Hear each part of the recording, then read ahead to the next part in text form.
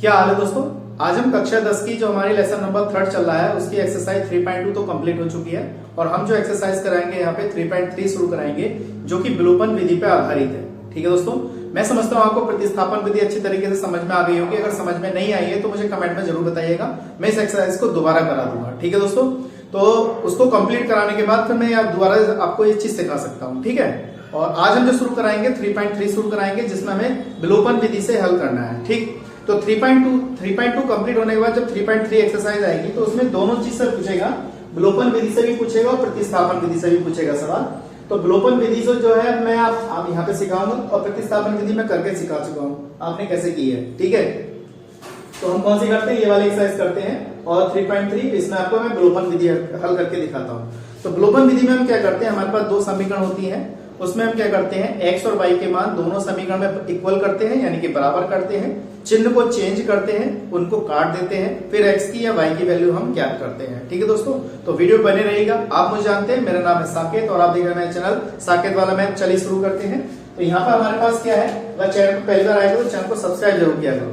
तो यहाँ पर हमारे पास क्या है, विलोपन विधि से हल कर रहे हैं। अब जैसे हमारे पास ये क्या है, हमारे पास दो समीकरण है, ये पहली है और ये हमारे पास है दूसरी समीकरण है। तो हमने क्या करना है, किसी x को या y को बराबर करना है। तो हमारे पास यहाँ पे क्या है, ये x है और ये y है, ये 3y है और यहाँ पे 2x दे रखा है। तो मुझे अगर y काटना है तो इस वाली समीकरण में हम क्या करेंगे, 3 से मल्टीप्लाई करेंगे। यहाँ पर किससे मल्टीप्लाई करेंगे, यहाँ पे 3 से मल्टीप्लाई करेंगे और 3 से मल्टीप्लाई करने पे क्या होगा, इस पूरी समीकरण में 3 से मल्टीप्लाई करेंगे तो y बराबर आ जाएगा। तो देखिए इसकी मल्टीप्लाई हम इससे करेंगे तो ये 3x हो गया, इसकी मल्टीप्लाई से करेंगे तो 3y हो गया और 5 दिए कितना हो गया, हमारे पास 15 हो गया। तो समीकरण हमारी इस टाइप की आ गई। उसके बाद हमने इसको बराबर किया तो ये तो हमारे पास है, इसमें हमने मल्टीप्लाई कर दी 1 से। ठीक, 1 से इसलिए मल्टीप्लाई करेंगे क्योंकि 3y चाहिए हमारे पास, तो 3y 3 बन जाए 3 होता है। तो इसकी मल्टीप्लाई से करेंगे तो 2x ही आएगा, यहाँ पे 3y आएगा और यहाँ पे 4 हो जाएगा। इस तरीके से मैंने यहाँ पे लिखा और हमारे पास दो समीकरण आ गए संशोधन करके। अब हमने क्या करना है, देखिए 3y बराबर आ गया 3y, इसी को हम क्या कहते हैं, विलोपन विधि कहते हैं। जब विलोपन विधि बराबर आ जाती है तो यहाँ पे हमारे पास ये पद कट जाएगा, तो यहाँ पे 3x और ये 2x प्लस प्लस का चिन्ह है, तो चिन्ह की चेंज करने की जरूरत नहीं है क्योंकि ये प्लस का माइनस का पहले से दे रखा है। तो ये 2x यहाँ पे हमारे पास कितना आएगा 2x और ये 3x कितना हो जाएगा, यहाँ पे 5x हो जाएगा और ये हमारे पास कितना आ गया 19 आ गया। तो x बराबर 19/5 हमारा क्या है, इसका आंसर हो गया। प्रतिस्थापन विधि से विलोपन विधि ज्यादा आसान है और जल्दी सॉल्व हो जाती है, जल्दी हमारा आंसर आ जाता है। तो ये छोटा सा आंसर था। इसके बाद हमने क्या किया, किसी एक समीकरण में हमने समीकरण 1 में x का मान लगा दिया जिससे कि हम y का मान ज्ञात कर सकते हैं। तो देखिए x प्लस y बराबर कितना हमारा 5 है। मैंने x की जगह पे 19/5 लगाया इस तरीके से, ये वाली वैल्यू इधर जाएगी, ये प्लस की इधर जाएगी, काय की हो जाएगी, माइनस की हो जाएगी।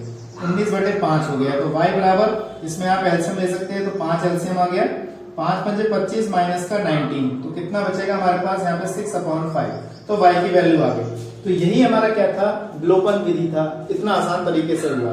अगर हम इसी सवाल को अगर हम प्रतिस्थापन विधि से करें, जैसे हमारे पास ये विलोपन विधि थी, अगर हम इसको प्रतिस्थापन विधि से हल करें तो कैसे करेंगे, देखिएगा, वीडियो पे बने रहिएगा। तो आपको दोनों विधि अच्छी तरीके से आनी चाहिए। मैंने आपको जब सबसे शुरू में स्टार्ट किया था, मैंने आपको बताया था कि हमारे हाई स्कूल में 3 विधि हैं। एक तो हमारी विलोपन विधि है, प्रतिस्थापन विधि है और बजगुणन विधि है। लेकिन बजगुणन विधि जो है वो पिछली बार 2024 में 23-24 वाले उसमें हटा दिया गया था। तो इस बार केवल आप 2 विधि पढ़ेंगे, एक तो विलोपन विधि और एक प्रतिस्थापन विधि। तो प्रतिस्थापन विधि से इसको कैसे हल करेंगे, प्रतिस्थापन विधि में हम क्या करते हैं, किसी एक समीकरण से x का मान y के पदों में या y का मान x के पदों में निकालते हैं और वो दूसरी समीकरण में रखते हैं, उसको हल करते हैं। तो देखिए कैसे करते हैं, मैं इसी सवाल को प्रतिस्थापन से भी हल करके दिखाता हूँ। तो यहाँ पे मैंने क्या किया, समीकरण 1 को पकड़ा मैंने, यहाँ से x प्लस y बराबर ये है, इस y को मैंने उधर भेज दिया, इस तरीके से लिखा, तो समीकरण नंबर 3 हो गया। इस तरीके से माना।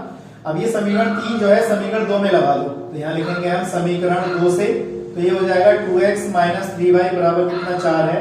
तो x की जगह पे हम क्या लगा दें, 5 माइनस y, इस तरीके से लगा दें। माइनस का 3y बराबर कितना आ गया, 4 आ गया। दूसरे हमने क्या किया, मल्टीप्लाई किया, 10 हो गया, ये 2y हो गया, माइनस 3y बराबर कितना 4।